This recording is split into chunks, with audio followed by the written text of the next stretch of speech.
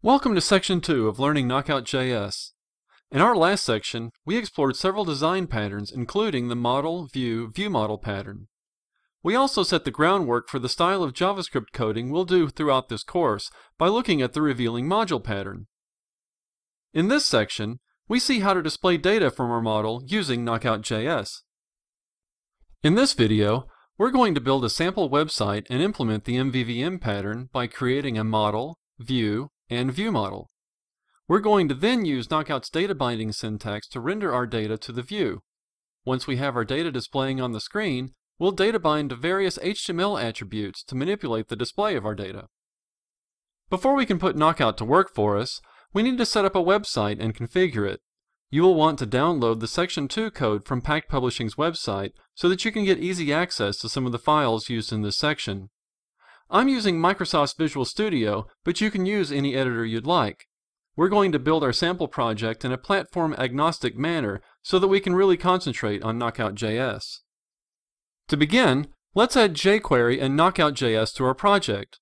Jquery isn't required for Knockout.JS, but we're going to use it to make our lives a little easier when coding with our views and ViewModels. I use the NuGet package manager in Visual Studio, but you can also get the files from Jquery's website as well as from npm or Bower if you prefer. I added my scripts to a folder named Scripts under the root of my website project. Next, copy over the Content, Data, and Images folders from the sample project you downloaded. The Content folder contains a CSS file, the Images folder contains a few images, and the Data folder contains a JSON file that contains the data we'll use as our inventory of media items.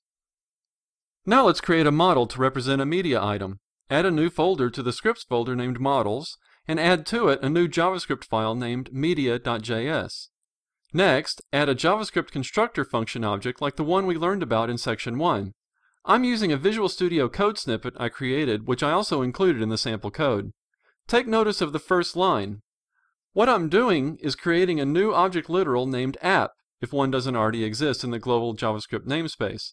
This is a way for me to create my own namespace and not pollute the global namespace with a bunch of random variables and functions. In the following line, I'm adding our media object to the app object literal and assigning a function constructor to it. Also take note that I'm adding useStrict as the first line of my function.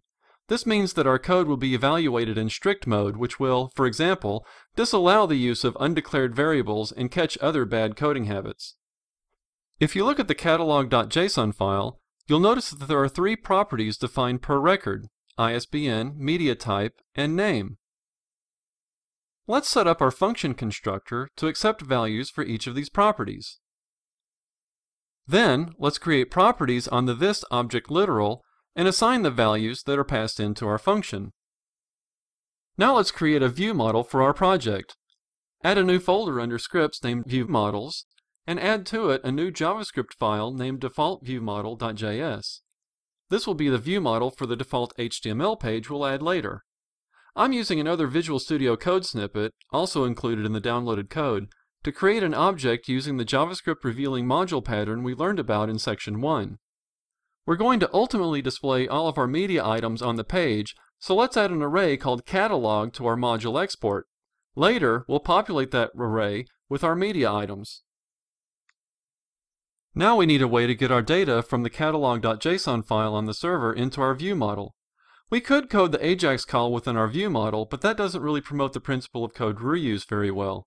Instead, let's create a new object whose responsibility it is to retrieve data for us. Then we'll use that object from within our ViewModel. Add a new file to the Scripts folder called datacontext.js and create an object using the revealing module pattern. We'll add a method to our public interface called getCatalog and point it to an internal function called getCatalog. Incidentally, these two do not need to be named the same. You can name the internal function whatever you like as long as the internal method and pointer are named the same. In the getCatalog function, we're going to use an async pattern for returning our data. Our call to the server is going to be done using AJAX, which means the call is asynchronous. Since we're using jQuery's AJAX functionality, we need to pass jQuery into our module. We'll pass the global jQuery object and refer to it as the $ symbol internally. We need a way to call back to the ViewModel when the AJAX call is complete, so we'll pass in a function to be called upon retrieval of the data. We can use jQuery's is function to ensure the passed-in callback is actually a JavaScript function. We'll use JSON call for our data and return it in the callback method.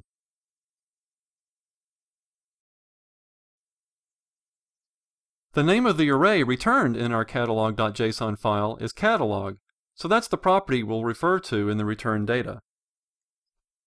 Let's update our ViewModel with our data context code.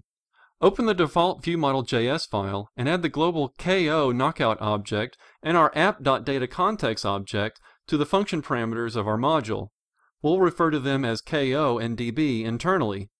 We want the call for our data to happen when the page loads, so let's add a method called init that we'll call later on page load. Then we'll call our data context getCatalog function and pass in a callback function. The callback is going to pass back our data, so we'll add a parameter for that. Then, when we get the data back, we'll use one of Knockout's utility functions to iterate the array. Array for each takes two parameters. The first is the array, and I'm being safe here in saying that if the array is null or undefined, then use an empty array so that an error isn't thrown. And the second is a function that's called on each iteration of the array. The function takes a parameter that is the current element in the array. So for each item in the array we get back from the data context call, we'll push a new app.media object into our array. Now we have our data, a data retrieval mechanism, our model to represent the items in our data, and our view model to bind to our view. So now let's create the view. In the root of the project, add an HTML page named default.html. We'll add a few divs for our page's layout, and we'll even add an h1 element for our page's title. Then we'll add our script references for jQuery, Knockout.JS, our data context, our media model, and our default view model. It's important that dependent scripts be referenced before the scripts that depend on them, of course. To verify that our scripts are working, we can call our ViewModels init method. Let's add a script to the bottom of the default HTML page. We'll use jQuery's ready function to tell us when the page is finished loading. Then we'll call the init method on our default ViewModel object, which will cause our data context object to make a request to the server for our data. If you're using a version of Visual Studio prior to 2015, as well as IIS Express to serve your web pages, you will need to add a MIME map to the web.config file so that it will serve JSON files. Otherwise, you'll get a 404 HTTP response. If we set a breakpoint in Visual Studio and debug the application, we'll see that our array has been populated. If you're not using a development environment that supports breakpoints like this, you can output the array's length, for example, using a JavaScript alert or log it to the console if your browser supports it. Wow, we just took care of a lot of plumbing for our project. Don't worry though, our hard work up front will pay off when it comes time to display our data in the view. We'll tackle that in the next video.